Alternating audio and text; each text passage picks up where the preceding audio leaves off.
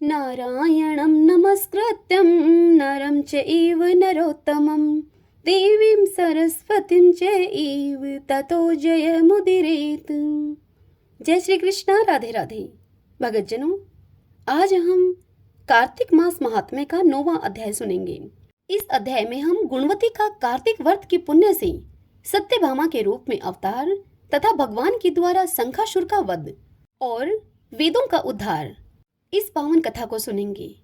तो आइए सर्वप्रथम भगवान का स्मरण करते हुए सब बोलिए, विष्णु भगवान की जय।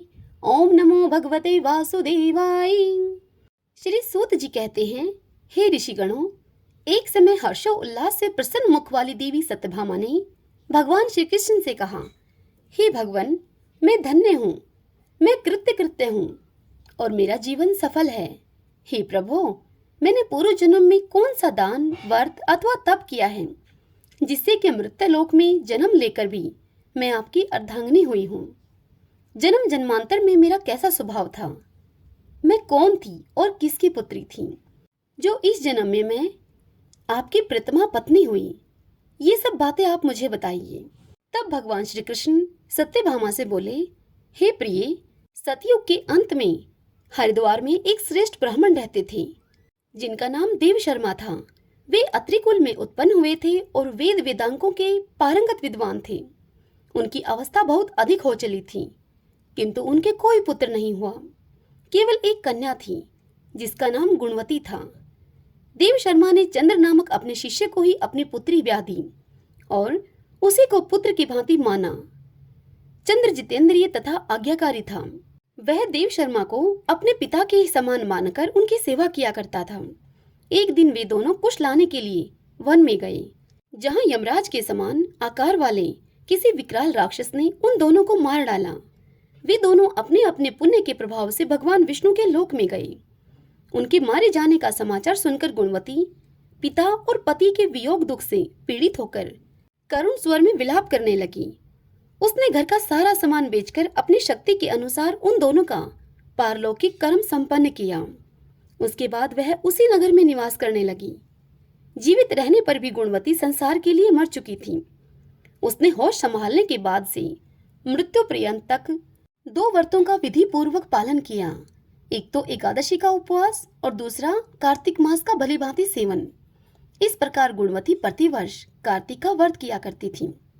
एक समय जबकि वह रुग्णा थी, उसके सारे अंग दुर्बल हो गए थे और ज्वर से वह बहुत पीड़ित थी। किसी तरह धीरे धीरे चलकर गंगा जी में स्नान करने के लिए वह गई। जो ही जल के भीतर वह घुसी, शीत से पीड़ित होकर कांपती हुई वह जल में गिर पड़ी। उस व्याकुलता की दशा में ही उसने देखा कि आकाश से एक विमान उतर रहा है। मृत्यु के पश्चात वह दिव्य रूप से उस विमान पर बैठकर बैकुंठ लोक को चली गई। कार्तिक व्रत के पुण्य से वह मेरे समीप रहने लगी।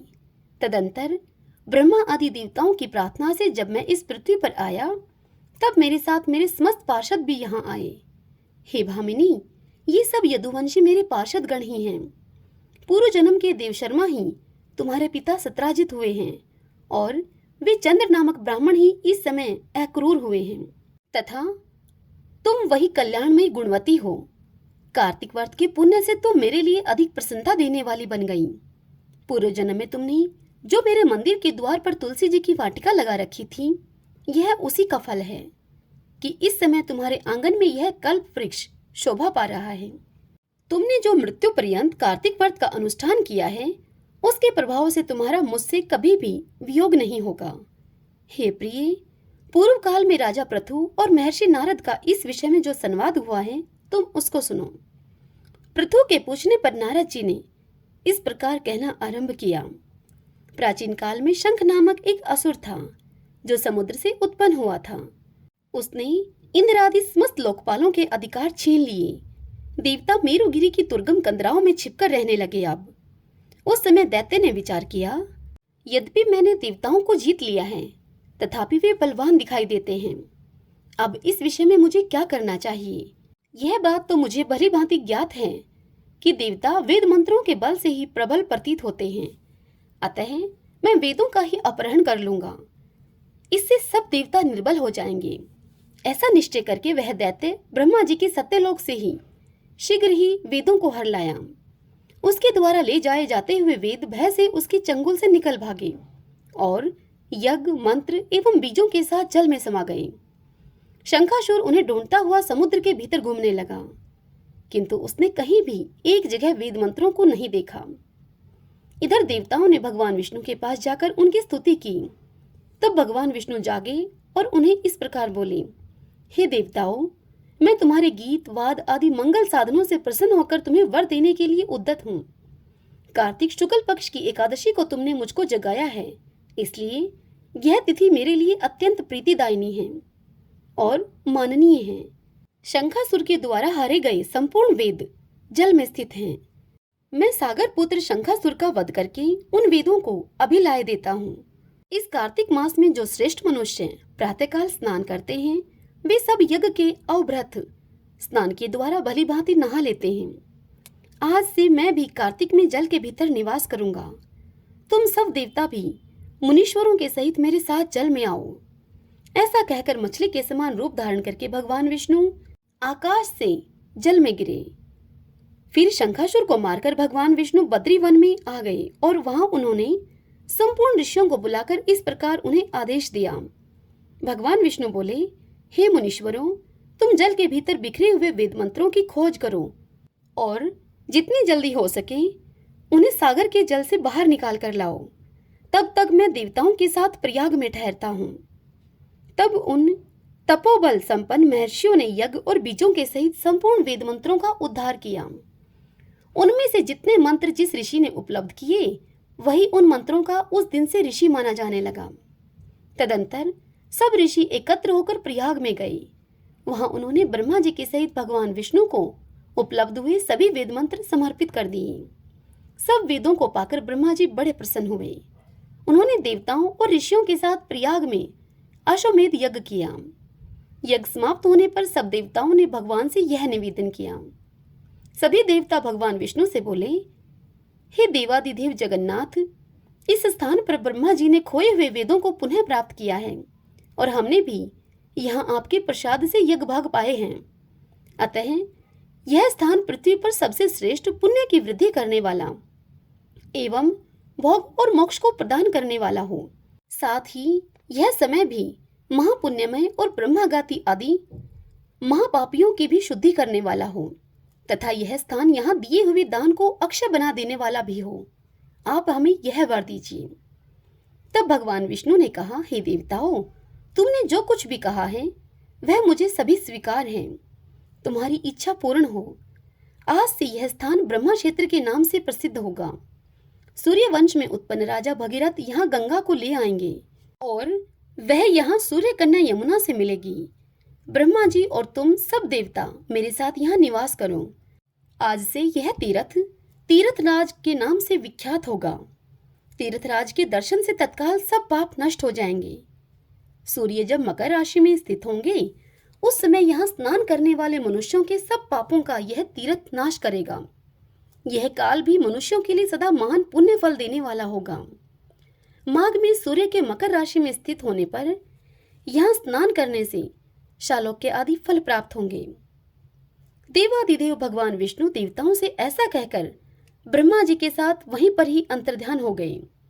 तत्पश्चात इंद्र आदि देवता भी अपने अंश से प्रयाग में रहते हुए वहां से अंतर्ध्यान हो गए। जो मनुष्य कार्तिक में तुलसी जी की जड़ के समीप श्रीहरि का पूजन करता है, वह इस लोक में संपूर्ण भोगों का उपभोग करके अंत में वैकुंठ धाम को जाता है। हरि ओम तत्सत। अब हम कार्तिक स्नान व्रत में सुनी जाने वाली कार्तिक की कहानी सुनते हैं। सब बोले विष्णु भगवान की जय। एक बूढ़े की 7 बहुएं थी। वह एक दिन अपनी बहुओं से कहने लगा कि मेरा तो कार्तिक नहाने का मन है, क्या तुम मेरा यह नियम निभा दोगी? तब बूढ़े की 6 बहुओं ने उन्हें मना कर दिया, परंतु बूढ़े की 7वीं सबसे बड़ी बहू ने कहा, हे पिताजी, मैं यह व्रत आपका निभा दूंगी। आप मेरे यहाँ आकर कार्तिक नहा लेना। बूढ़ा अब हर रोज सुबह उठकर नदी पर जाकर स्नान करता और अपनी धोती उस बहू के आंगन में सुखा देता था। जैसे जैसे धोती में से पानी टपक टपक कर गिरता, वैसे ही पानी के वह टपके, वह बूंदें हीरे मोती में बदल जाते। यह देखकर बूढ़े की 6 बहुएं अपने ससुर से कहने लगी कि पिताजी, आप हमारे यहाँ आकर स्नान कर लेना। तब बूढ़ा कहने लगा कि ठीक है, मुझे तो नहाना ही है, सो मैं तुम्हारे यहाँ नहा लूंगा। अगली सुबह बूढ़े ने नहा धोकर धोती उनके आंगन में सुखाई। वहां हीरे मोती नहीं गिरे तो सभी बहुएं अपने ससुर से कहने लगी कि उसके यहाँ तो हीरे मोती गिरते हैं और हमारे यहाँ कीचड़ होता है। हमारे यहाँ तो आप पाप से नहाते हो, आप उनके यहाँ ही नहा लिया करो। अब बूढ़ा फिर से बड़ी बहू के घर में नहा के आता और अपनी धोती सुखा देता। रोज सुबह धोती सुखाता तो धोती से फिर से पानी टपकता। अब आपको किस बात की चिंता है? तब बड़ी बहू और वह हीरे मोती बन जाता। इस प्रकार कार्तिक महीना समाप्त होने को हुआ तो उसे अब चिंता होने लगी। तब बड़ी बहू ने उससे पूछा कि पिताजी, अब आपको किस बात की चिंता है? तब बूढ़े ने उसे बताया कि बहू, मेरा कार्तिक का महीना समाप्त होने को आया है और मेरा मन करता है कि मैं एक दिन सब परिवार वालों को खाने पर बुलाऊं। तब बड़ी बहू कहने लगी कि पिताजी, इसमें कोई चिंता की बात नहीं है, आप सब परिवार वालों को खाने का न्योता देकर आओ। जब बूढ़ा न्योता देने के लिए गया तब बूढ़े की 6 बहुओं ने बूढ़े से कहा कि जब तक वह बड़ी बहू घर पर रहेगी तब तक हम खाने पर नहीं आएंगे। अब बूढ़ा वापस घर आया और आकर फिर से चिंता मगन होकर बैठ गया। तब बड़ी बहू ने फिर से पूछा, पिताजी, अब आपको किस बात की चिंता है?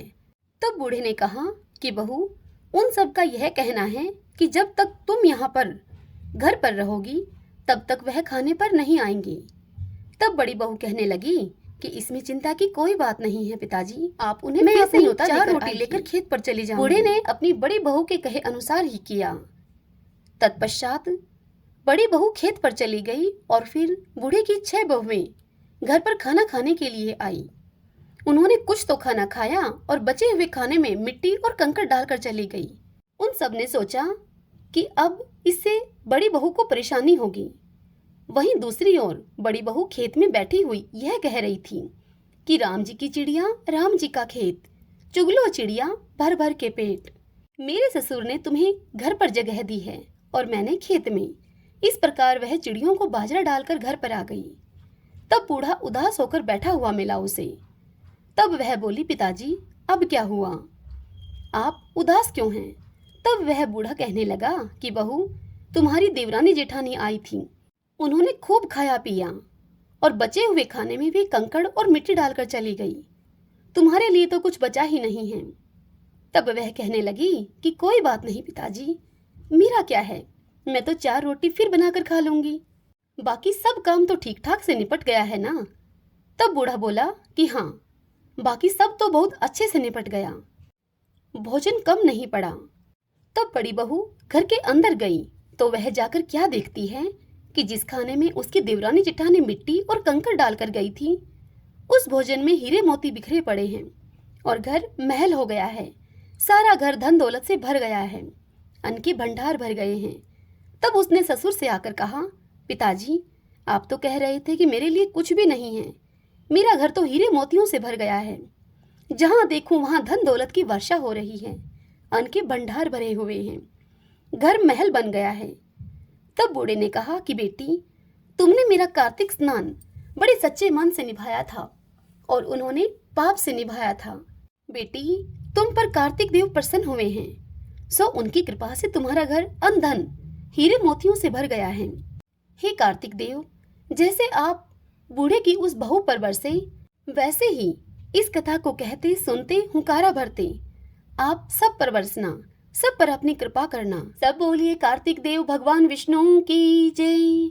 गोविंदे गोविंदे हरे मुरारी, गोविंदे गोविंदे मुकुंद कृष्ण, गोविंदे गोविंदे रथांग पाणी, गोविंदे दामोदर माधवीति।